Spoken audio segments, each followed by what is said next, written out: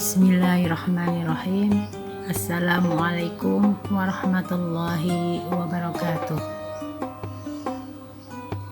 Adik-adik mahasiswi perkuliahan fikih munakahat yang dirahmati Allah, pada kesempatan kali ini mari kita lanjutkan perkuliahan online ya, dengan materi poligami. Seperti yang sudah kita ketahui, poligami adalah sistem perkawinan yang membolehkan seorang pria memiliki beberapa wanita sebagai istrinya dalam waktu yang bersamaan. Adapun sumber hukum poligami itu didasarkan pada Al-Quran surat An-Nisa ayat 3 yang kemudian dilanjutkan An-Nisa ayat 129. Pada masa jahiliyah, kaum laki-laki kebanyakan beristri banyak dan bahkan tak terbatas. Dari sanalah Islam hadir untuk mengatur tentang perkawinan, untuk membatasi perkawinan hanya sampai 4 istri saja dan tidak mengizinkan perkawinan dengan istri yang tanpa batas. Masalah kebolehan poligami sebagaimana ditetapkan oleh Islam, alangkah baiknya kita ketahui kondisi real yang melingkupi sebagaimana kisah yang ditulis dalam kitab tafsir fi Dhilalil Quran, jadi 2 ya, yang ditulis oleh Sayyid Qutb. Imam Bukhari meriwayatkan dengan isnadnya bahwa Ghailan bin Salamah As-Saqafi masuk Islam sedang dia mempunyai 10 orang istri. Lalu Nabi bersabda kepadanya, ihtar minhunna arba'ah, pilihlah 4 orang dari mereka. Kemudian Imam Abu Dawud meriwayatkan dengan isnadnya bahwa Umairah al-Asadi berkata, aslamtu wa indi thamani niswah fadakartu dhalika linnabi sallallahu alaihi wasallam faqala ihtar minhunna arba'ah. Saya masuk Islam sedang saya mempunyai 8 orang istri. Lalu saya ceritakan hal itu kepada Nabi sallallahu alaihi wasallam. Kemudian beliau bersabda, pilihlah 4 orang dari mereka. Yang lain lagi, Imam Syafi'i meriwayatkan dalam musnadnya bahwa ia telah diberitahu oleh orang yang mendengar.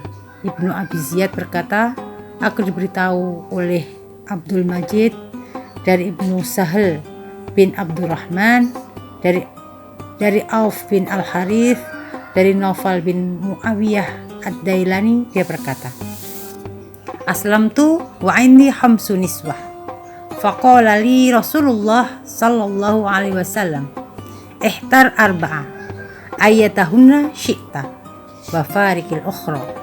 Aku masuk Islam sedang aku mempunyai 5 orang istri. Lalu Rasulullah bersabda kepadaku, pilihlah 4 orang di antara mereka yang kamu sukai dan ceraikanlah yang lain. Kalau begitu, ketika Islam datang, sudah ada beberapa orang lelaki yang mempunyai 10 orang istri atau lebih banyak atau lebih sedikit dalam jumlah yang tidak terbatas. Kemudian Islam mengatakan kepada kaum lelaki bahwa terdapat batas yang tidak boleh dilanggar oleh seorang muslim, yaitu 4 orang istri, dan terdapat persyaratan untuk dapat berlaku adil. Jika tidak dapat berlaku adil, maka nikahilah dengan seorang wanita saja atau dengan budak wanita. Islam datang bukan untuk memberikan kebebasan, melainkan untuk membatasi, bukan untuk membiarkan kaum lelaki memperturutkan hawa nafsunya, tetapi untuk mengikat poligami ini dengan syarat adil. Kalau tidak dapat berlaku adil, maka tidak diberikan rukhsah itu pada yang bersangkutan. Syekh Nawawi Al-Bandani dalam karya tafsirnya Marah Labid Likasyaf Makna Al-Quran Al-Majid menjelaskan apa sebenarnya sebab turunnya surat An-Nisa ayat 3, ayat Al-Quran yang menjadi dasar kebolehan poligami. Allah SWT berfirman, wa in khiftum alla tuqsitu fil yatama fankihu ma tobalakum minan nisa'i mathna wa thulatha war ruba. Dan jika kamu takut tidak akan dapat berlaku adil terhadap hak-hak anak yatim, maka kawinilah wanita-wanita lain yang baik bagimu. 2, 3, 4. Banyak riwayat sejarah tentang awal mula bagaimana ayat ini diturunkan. Dan dari beberapa riwayat bisa kita tarik benang merah yang menggambarkan betapa orang jahiliyah tidak menghargai perempuan sebagaimana mestinya dan menghalalkan segala cara untuk mendapatkan kekayaan. Akhirnya ayat ini turun untuk menegur orang-orang Islam yang masih terbawa kebiasaan jahiliyah. Sayyidah Aisyah radhiyallahu an menjelaskan ayat di atas dengan bercerita bahwa ada seorang perempuan yatim yang diasuh seorang laki-laki, bukan orang tuanya, namun sebagai wali dari perempuan yatim tersebut, laki-laki tadi justru tertarik dengan kecantikan dan harta yang dimiliki si yatim. Sayangnya dia menikahinya dengan nilai mahar yang rendah. Setelah laki-laki tadi benar-benar menikahi si yatim, dia tidak memperlakukan istrinya itu dengan baik. Sebab dia tahu tidak akan ada orang yang membela si yatim. Toh dia sendirilah pengasuhnya, bukan orang lain. Maka turunlah ayat yang melarang umat Islam menikahi anak-anak yatim kecuali bisa berlaku adil dalam memberikan mahar dan perlakuan yang seharusnya. Larangan ini disertai dengan anjuran menikahi perempuan yang baik bagi mereka antara 2, 3, dan 4. Menurut riwayat Sayyidina Hasan radhiyallahu an, turunnya ayat tersebut dilatar belakangi kejadian berbeda. Dulu di Madinah ada seorang laki-laki yang mengasuh banyak anak yatim. Di antara anak-anak yatim yang diasuhnya ada satu anak perempuan yatim yang memiliki banyak harta warisan dan kebetulan halal dinikahinya. Maksudnya bukan mahramnya. Karena laki-laki tadi tidak ingin ada orang luar yang menikahi si yatim dan nantinya ikut menikmati hartanya, maka ia pun menikahi si yatim. Padahal laki-laki itu sama sekali tidak tertarik dengan si yatim kalau bukan karena harta warisan yang dimilikinya. Setelah menikah, si yatim diperlakukan dengan tidak baik. Laki-laki tadi hanya ingin menunggunya mati dan mendapatkan harta warisannya. Maka Allah mencela orang-orang yang berbuat demikian, lantas menurunkan ayat di atas. Sebelum turunnya ayat Al-Quran surat An-Nisa ayat 3 ini, orang-orang Arab di kala itu tidak memiliki batas jumlah tertentu untuk jadikan pasangan. Dalam satu waktu seorang laki-laki bisa saja memiliki 9 hingga 10 atau bahkan lebih, ya. Banyaknya istri tentu juga membutuhkan banyaknya biaya kebutuhan. Inilah yang mendorong beberapa orang untuk berbuat curang, tidak adil dalam konteks ayat di atas. Di antara kecurangan yang sering dilakukan adalah modus menjadi wali dari anak yatim yang memiliki harta warisan, bukan demi kebaikan, tapi untuk menumpang kekayaan. Maka sangat masuk akal jika membatasi jumlah istri dijadikan satu solusi terbaik untuk mengantisipasi terjadinya kecurangan seperti ini. Dalam pandangan Buya Hamka, sekalipun beristri lebih dari satu diizinkan dengan syarat yang amat ketat, akan tetapi beristri satu posisinya lebih terpuji. Hal ini didasarkan pada ujung ayat yang berbunyi, yang demikian itulah yang lebih memungkinkan kamu terhindar dari berlaku sewenang-wenang. Menurut beliau, sewenang-wenang artinya bertindak menurut kehendak sendiri saja, tidak peduli lagi masa bodoh. Ini lebih celaka, apalagi bila kondisi ekonomi tidak memadai dan jumlah anak dari tiap istri banyak jumlahnya. Yang patut digarisbawahi, meski Buya Hamka menganjurkan lebih baik beristri satu, beliau tidak sampai mengharamkan poligami. Prof. Quraisy mengilustrasikan ayat poligami ini mirip dengan ucapan seseorang yang melarang orang lain makan makanan tertentu. Dan untuk menguatkan larangan itu dikatakannya, jika Anda khawatir akan sakit bila makan makanan ini, maka habiskan saja makanan selainnya yang ada di hadapan Anda. Tentu saja perintah menghabiskan makanan lain itu hanya sekedar menekankan perlunya mengindahkan larangan untuk tidak makan makanan tertentu itu.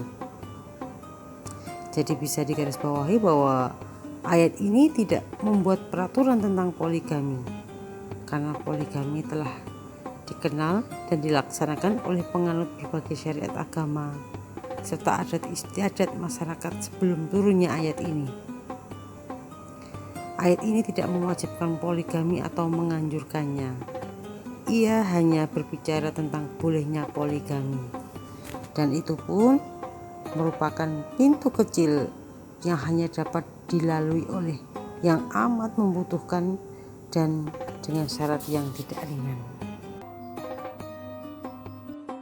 Poligami menurut Said Qutb di dalam tafsirnya Fi Dhilalil Quran, bahwasanya poligami adalah sebuah rukhsah ya. Untuk melakukan poligami harus disertai sikap kehati-hatian, kemudian dengan syarat adil ya, dengan syarat yang ketat. Apabila khawatir tidak dapat berlaku adil, maka menurut Said Qutb cukuplah dengan monogami, kecuali ada sebab-sebab khusus ataupun sebab-sebab umum yang bersifat sosial gitu ya. Seperti itu. Profesor Dr. Wahbah Az-Zuhaili menjelaskan dalam kitabnya Al-Fiqhu Al-Islam wa Adillatuhu bahwa pembolehan kawin dengan 4 orang merupakan suatu pencukupan serta menutup pintu yang dapat membawa kepada berbagai penyimpangan serta tindakan yang bisa saja dilakukan oleh beberapa laki-laki yang berupa kepemilikan wanita simpanan dan wanita penghibur. Kemudian dalam bertambahnya jumlah istri dari 4 orang, dikhawatirkan timbulnya perbuatan maksiat dari mereka akibat ketidakmampuan memenuhi hak-hak mereka. Karena secara zahir seorang laki-laki tidak mampu memenuhi hak-hak mereka. Oleh karena itu, Al-Quran mensyariatkan hal ini dengan firman-Nya. Kemudian jika kamu tidak akan dapat berlaku adil, maka kawinilah seorang saja. Wahbah menetapkan adanya 2 syarat diperbolehkannya poligami. Yang pertama, adanya sikap keadilan bagi istri. Maksudnya, keadilan yang dapat dilakukan dan diwujudkan oleh manusia, yaitu berlaku merata terhadap para istri dari segi materi yang berupa nafkah, perlakuan yang baik, dan masa menginap. Kedua, adanya pemberian nafkah. Secara syariat tidak boleh melakukan perkawinan baik satu istri maupun lebih dari satu istri kecuali dengan adanya kemampuan untuk mendatangkan fasilitas pernikahan dan biayanya serta kesinambungan dalam memberikan nafkah wajib kepada istri.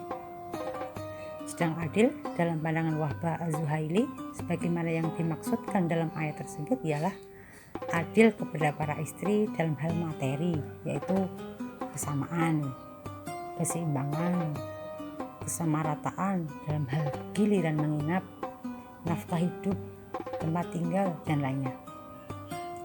Adil dalam hal cinta dan kasih sayang bukan hal yang dituntut dari seorang suami.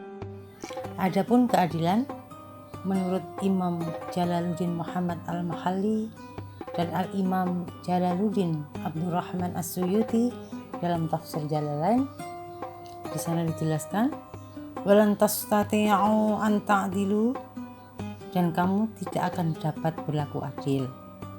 Maksudnya berlaku sama bainan nisa'i, di antara istri-istri kamu dalam hal perasaan. Walau harustum, walaupun kamu sangat ingin melakukan hal itu. Fala tamilu kullal maili, karena itu janganlah kamu terlalu cenderung kepada yang kamu cintai dalam hal giliran dan nafkah. Fatadharuha, sehingga kamu biarkan dia, yakni kamu tinggalkan istri yang kurang kamu cintai, kal mu'allaqah, seperti wanita yang tergantung, yang bukan janda dan bukan pula bersuami. Wa in tuslihu, namun jika kamu mengadakan perbaikan dengan berlaku adil dalam memberikan giliran, wa tattaqu, dan bertakwa dalam arti tidak berlaku curang, fa innallaha kana ghafura, sesungguhnya Allah Maha Pengampun bagi kecenderungan yang ada di dalam hatimu, rahima, lagi Maha Penyayang kepadamu dalam masalah itu. Jadi dalam hal ini, dalam kasus-kasus poligami, keadilan benar-benar harus ditegakkan, ya. Lalu bagaimana jika seandainya keadilan itu sangat sulit ditegakkan, bahkan terkadang terjadi percekcokan yang berkepanjangan? Dalam ayat selanjutnya diterangkan, wa ayyatafarraqa yughnillahu kulla min sa'atih wa kanallahu wasi'an hakimah, ya. Wa ayyatafarraqa, jika keduanya berpisah, maksudnya pasangan suami istri itu bercerai, yughnillahu kulla, Allah akan memberikan kecukupan kepada masing-masing, sehingga yang satu tidak membutuhkan yang lain, min sa'atih, dari kekuasaannya, yakni dari karunia-Nya yang berlimpah, dengan memberi si wanita suami yang lain dan memberi si pria istri yang lain, gitu ya. Wa kanallahu wasi'an, dan adalah Allah Maha luas bagi makhluknya dalam hal karunia, hakimah, lagi Maha bijaksana dalam setiap tindakannya untuk mereka, sehingga percekcokan itu tidak harus terus berkepanjangan, cari kemaslahatan dan dikembalikan kepada tujuan pernikahan, yaitu sakinah, mawaddah warahmah.